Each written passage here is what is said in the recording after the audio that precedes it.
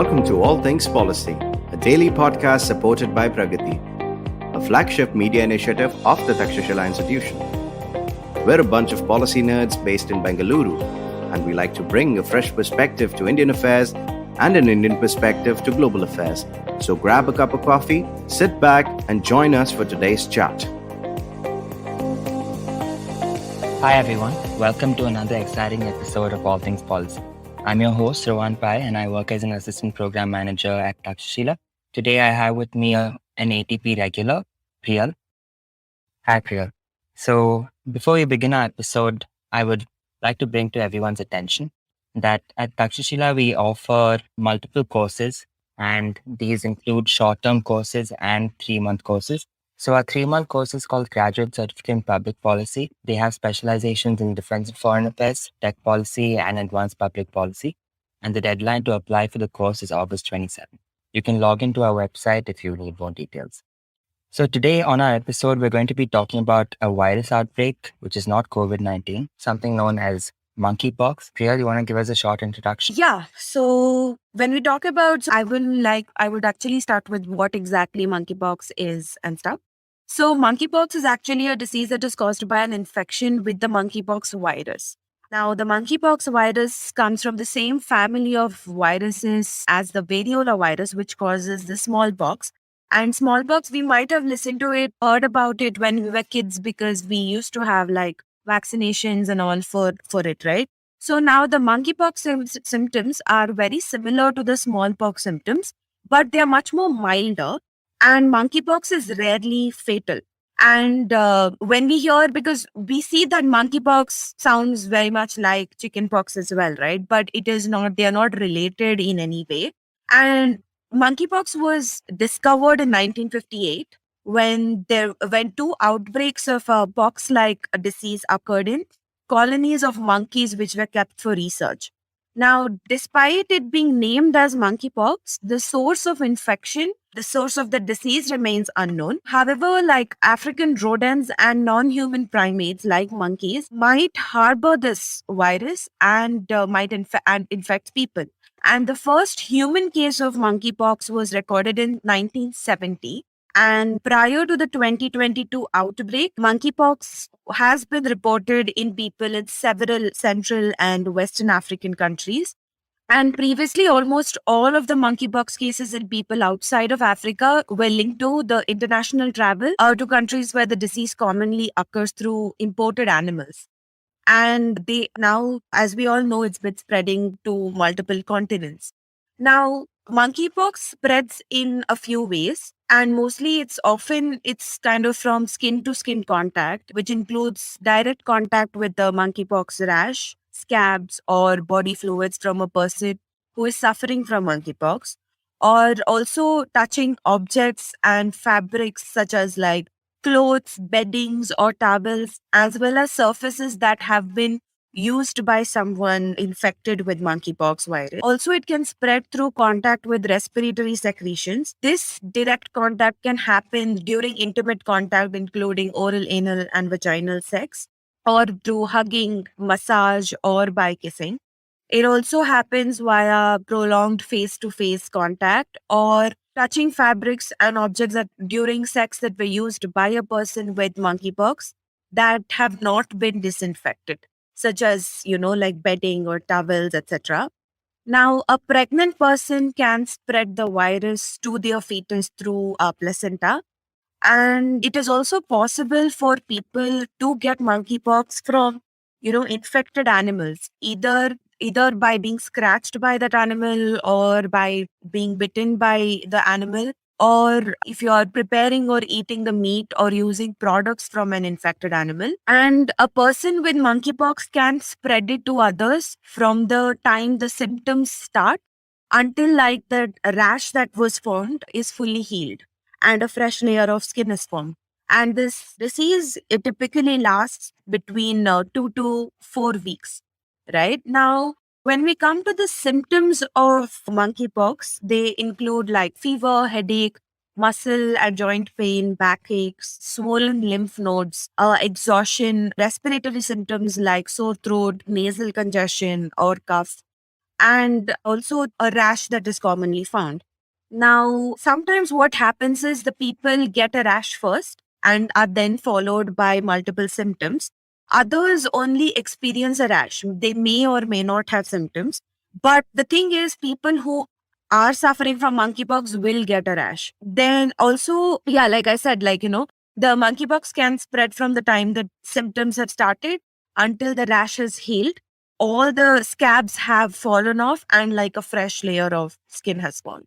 So this some sort of, I hope I've given you guys like an overview of what exactly a monkeypox is. Yeah, that's a very elaborate overview of the symptoms and how monkeypox spreads. But now that we know all this information, what are the existing guidelines to manage and contain monkeypox across the world?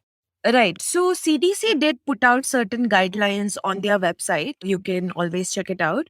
So what CDC recommends is that people with monkeypox remain isolated at home or at any other location during the duration of that illness. And so prioritizing isolation and source control strategies helps us to prevent the transmission while balancing the impact of this infection on the daily lives of people who have been diagnosed with a monkeypox.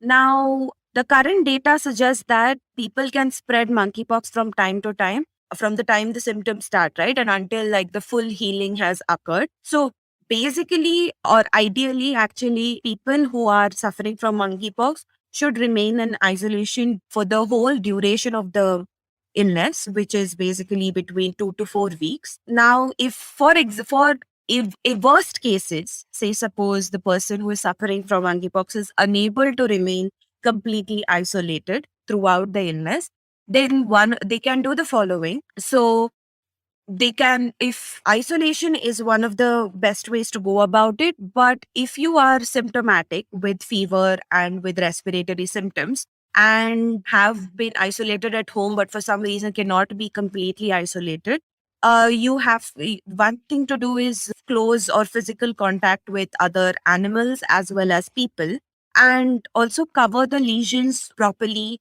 wear a well-fitting mask, and avoid public transportation when leaving the home, when in case for medical care or for emergency. If you have a rash, but if you do not have any fever or respiratory symptoms, cover the rash with clothing or gloves or with bandages. Masks are an absolute necessity. Also, make sure that when you're wearing a mask, you do not allow for any gaps and stuff along the edges or around the nose or something. Now, until another thing is until all the signs and symptoms of monkeypox illness have completely resolved, do not share any items of that you have worn or handled with other people or with even with animals. Make sure that you have disinfected items or laundry those items, and only those items have to be worn, and disinfect the surfaces that you have currently sort of been around with. At any given case, avoid all forms of physical contact, including like intimate or sexual contact with other people. Also, avoid sharing utensils or cups, and if they have to be shared, make sure that they have cleaned and properly disinfected and sanitized before used by others. Avoid crowds at any point, and also like we said during the COVID-19 pandemic, right? Always wash your hands with with soap and water or with an alcohol based hand sanitizer, especially if you've had a direct contact with a rash at any given point. So, yeah. All right. Thanks, Priyal. Before we move on to the next part of the podcast, we'll be taking a short commercial break.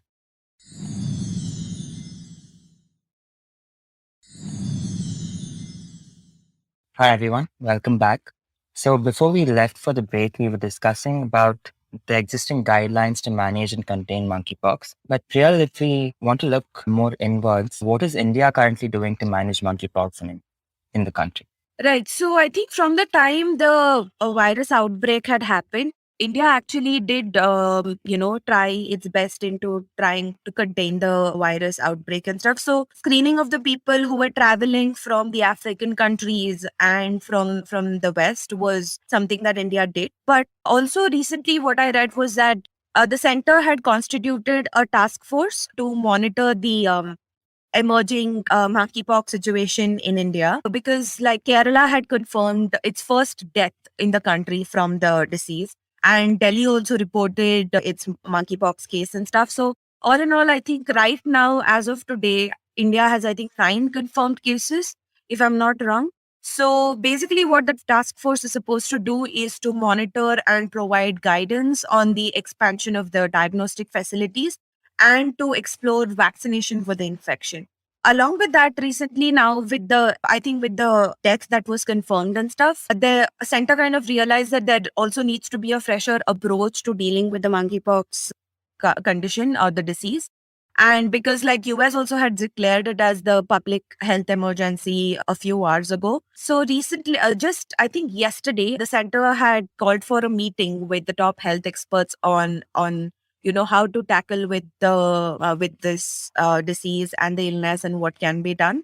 And the meeting was chaired by L. Swasti Charan, who is the director of emergency medical relief, and which is a division of the health ministry that is responsible for managing public health issues of the international and national concern. So India is kind of doing some things in order to sort of, manage monkeypox in India to the best of its capabilities. But let's see as and when time goes how that turns out to be. Right. So if we can dig further into this and we can categorize it into do's and don'ts, what would be the do's and don'ts for the Indian government with when it comes to monkeypox? Right. So Indian government actually, Ministry of Health and Family Welfare had recently put out certain guidelines when it came to, managing monkeypox in India. So I will give you a brief about what exactly it talks about. Okay. So now if a person has a travel history from any of the countries or regions that have shown up monkeypox outbreak, then he or she should monitor contacts till at least 1 month. And if a person gets infected with the disease, then the person who has come in contact with the infected one should keep a track of all the people he or she comes in contact with for a month. And for a period of 21 days, they should be very cautious of the signs and symptoms. And if they observe any of the symptoms of monkeypox, then they should seek medical help. Now, asymptomatic, like I told before, right? There are certain people who only get a rash but do not get any of the symptoms, such as like respiratory symptoms or like fever or anything of that sort. Now, even if you're asymptomatic, you cannot donate blood, cells, tissues, organs, or semen while you're under surveillance. Now, for any children who are infected of any sort, they should be excluded from daycare, nursery, or any other group setting. Now, health workers who have unprotected exposures to patients with monkeypox or possibly like the contaminated materials may not be excluded from work duty if they are asymptomatic, but they should undergo active surveillance for symptoms for 21 days. Now, there are also like preventive measures against monkeypox. So one that is definitely is avoid contact with any materials like clothes, bedding, etc. of the sick person. Isolation of the infected patients from others. Even when you're at home, make sure that you have a separate washroom for yourself, and make sure that at any given point you minimize any sort of contact with your family members at all given points until the scab has been completely healed and a new skin is formed. Maintaining cleanliness, using appropriate personal protective equipment when caring for the patients, and also monitor the symptoms over a period of time. And if any given at any given point, if the symptoms get worse, seek medical help immediately. Then also, if a patient comes up with symptoms like fever or the vesicular or pustular rash, then they have set up like standard contact and droplet precautions that have been established, and you should seek it at the healthcare settings as soon as possible. So these are some of the few very basic sort of prevention measures that have been put up, but seek medical help immediately as soon as possible for if you come across any sort of symptoms at any given point. So yeah. Yeah, these prevention measures sound very similar to what it was with COVID-19. So I Yeah, hope that, because I think at the end of the day, these are all viral infections, right? And right. Yeah. like we are not exactly, we can't, we are, this is still with the, I think America has a lot of cases at this point, which is why they have declared it as a public health emergency. We are Right. kind of at a better stage right now with very few number of infections. So we are able to, we are at a stage where we can do contact tracing, where we can sort of isolate the people who have had contact with people who have suffered from monkeypox or something like that. So in that case, since we are at a very initial stage, we can put up a lot of preventive measures and stuff in place and set up beds and stuff in case of worst case scenarios. So I think in that way everyone needs to be very careful as of now, and just stop being very ignorant of it, and keep a watch out. Yeah, we can manage this better than what we did with COVID-19, especially since we have a good idea of, the containment measures and what we can expect. But yeah, that brings us to the end of today's episode. Thank you everyone for listening in, and thank you, Priyal, for your insights. Yeah, no problem. Thank you so much. Bye. Bye. If you liked our show, don't forget to check out other interesting podcasts on the IVM network. You can tune into them on the IVM Podcast app, ivmpodcast.com, or wherever you listen to your podcasts. You can also follow IVM on social media. The handle is @IVM Podcasts on Twitter, Facebook, and Instagram. And hey, if you'd like to dive into Takshashila's research on technology, strategy, and economic affairs, check us out at our Twitter handle @TakshashilaINST or our website takshashila.org.in.